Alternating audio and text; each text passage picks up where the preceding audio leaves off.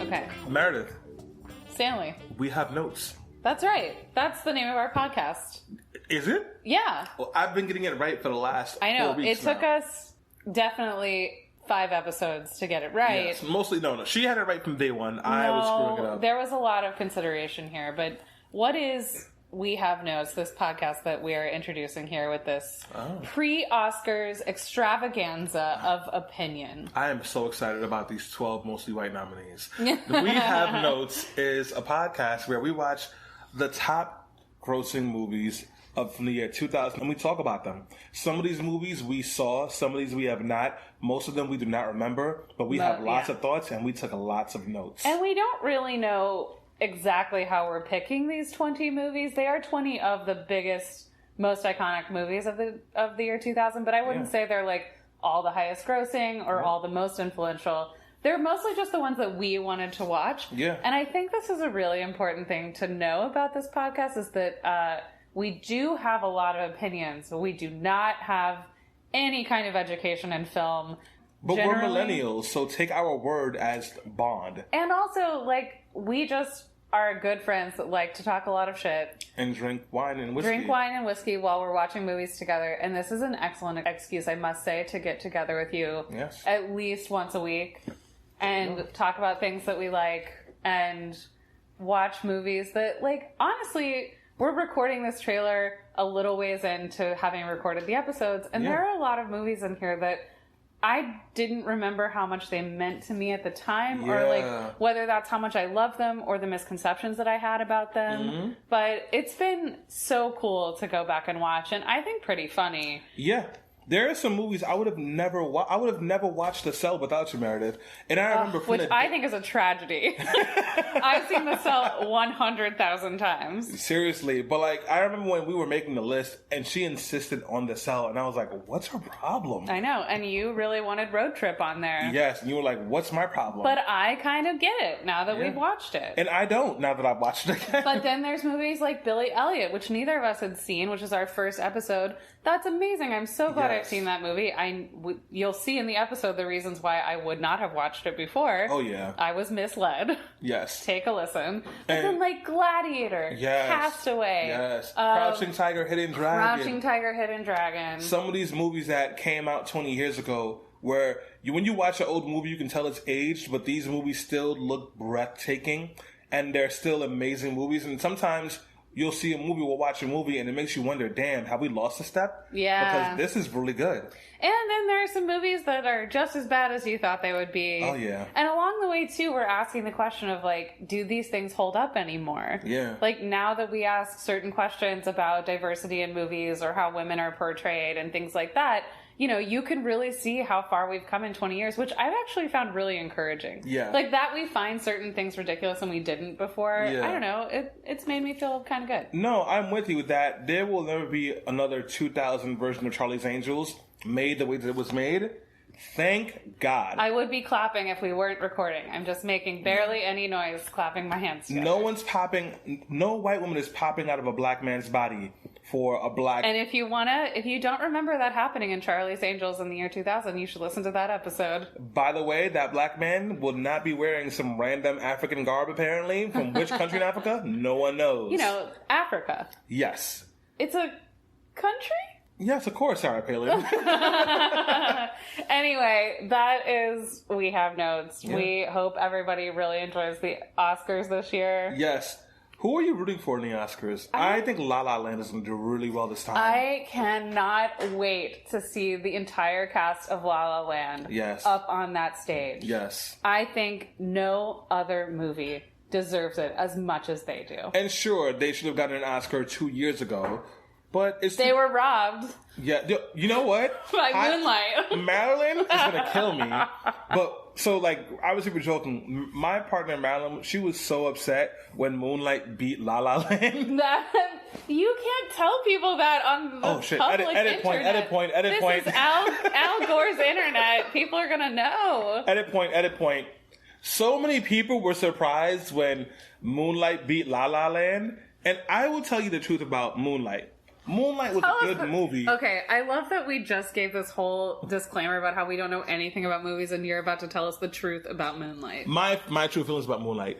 Tell us your truth about Moonlight. Moonlight was a cool movie, but to me, it was like, all right, this guy is gay, and like he's like, all right, I'm gay, and it's cool, and I miss my old flame, but I didn't think it deserved an Oscar. But I was happy that it won. Wow, I didn't know we were going to be getting into Oscar drama from 2 years ago. Hey, listen, it's never too late to hash up old shit. This was supposed to be lead into 2020 Oscars. In the spirit of talking about things that happened 20 years ago, I just want to make sure. You see? Actually, I see. That was well done. You see? So no, it's not that Oscars. Now it's a new Oscars. There's like, are there any black movies in the Oscars this year? I have the nominees up. Scarlett Johansson probably played a black actor. Yeah, I think she does. She counts as a multicultural actor, I think, is. But no, it's a pretty white slate this year. Yeah. They give the Black Sphere Awards the last couple of years. It's back to business now. Yeah, right. I think that is something that we're really grappling with and trying to talk about, and people are expanding membership in the Academy and things like that. But I sent you an article that I thought was really interesting. By Wesley Morris at the Times, who talks about how like the Oscars tend to not only love white movies but also love movies that are set in a different time period, usually the past. I just want to say that's true. Even the black movies that usually win, they're based in a different time period. So Moonlight is one of those movies where it was in modern times, more or less, but it was about black struggle and black pain. And the movies that generally win Oscars that are done by black people have to either be period piece or based on some kind of black struggle. Think Like a Man is not going to be winning an Oscar for Best Movie because... But maybe it should. I mean, yeah, or something like it, absolutely. But I think we struggle with like seeing black or brown people in movies and having a nuanced take on those experiences. So if they're not slaves or undocumented people coming into the country for the first time or dealing with white people in the civil rights era, it doesn't work. Yeah, and what Wesley says in this article, which is, it's called Oscars, I Love You, But We Need to Talk, which I think is a lovely title. That's like a book, Paris, I Love You, But You're Bringing Me Down. Yeah, yes. Which is another great title. Yes. But he says you can't put non-white people in places that they weren't. Mm-hmm. And I think that is actually a really, really interesting point that I had never heard made before. Yeah.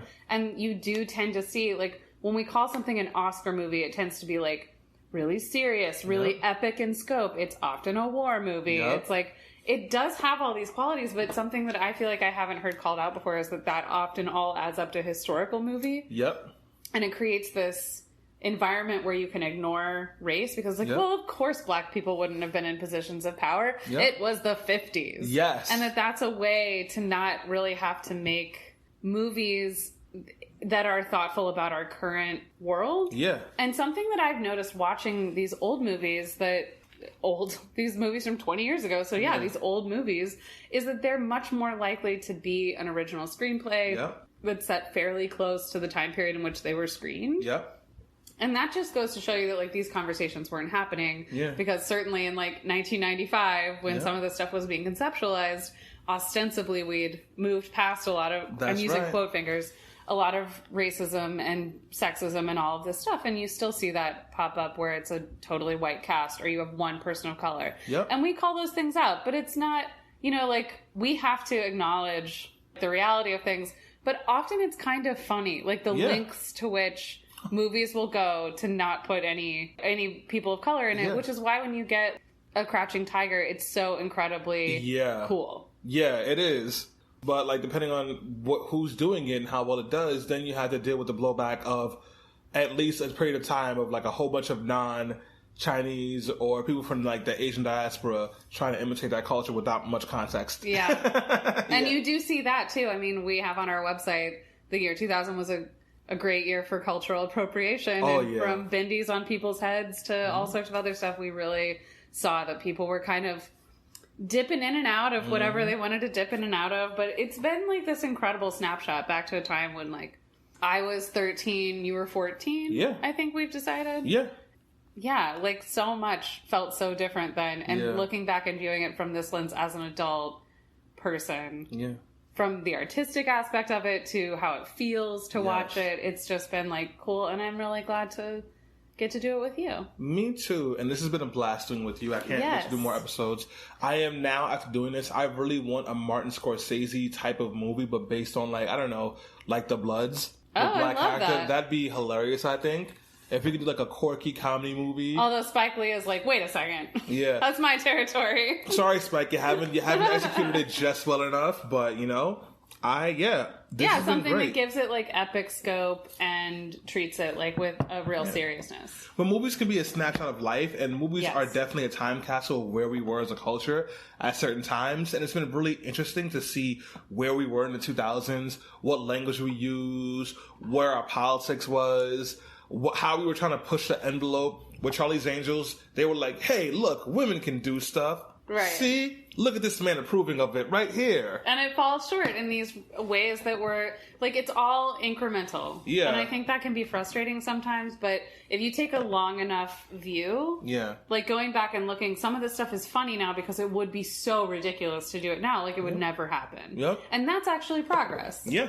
And it doesn't make all of those movies terrible. No. It just means like they're artifacts from this other time. Yeah. And viewing something in a way that's like fun, because we're not scholars. Yeah. But it's like, it's fun to sit down and really think like, how is this movie making me feel? Why is it making me feel that? And then to get to like talk it out with someone who sometimes had totally different reactions to me. Yeah.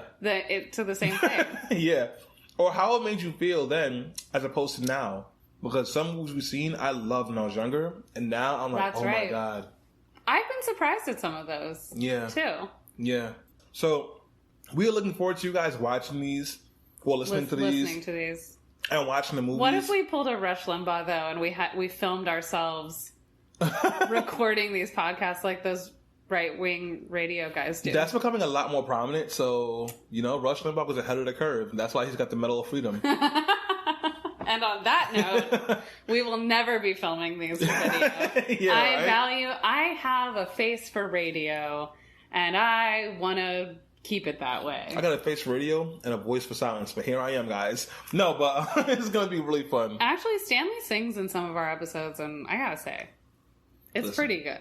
You want more singing? Give us money.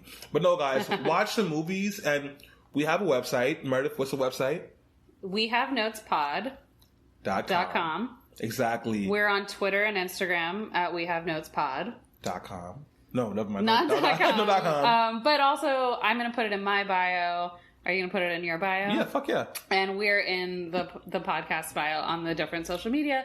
And, like, hang out and tell us what you thought. And if you hate my sound editing or you think Stanley has too much vocal fry, you know, let us know. Because we're open to criticism. That is her shading me because she's a master editor. I want you guys to know that. Stanley, we can't help that you talk like a Valley girl. We can't help that. I'm working on it. All right, guys, let us know what you think. First episode's coming up soon. Yeah. Welcome to We Have Notes. Word.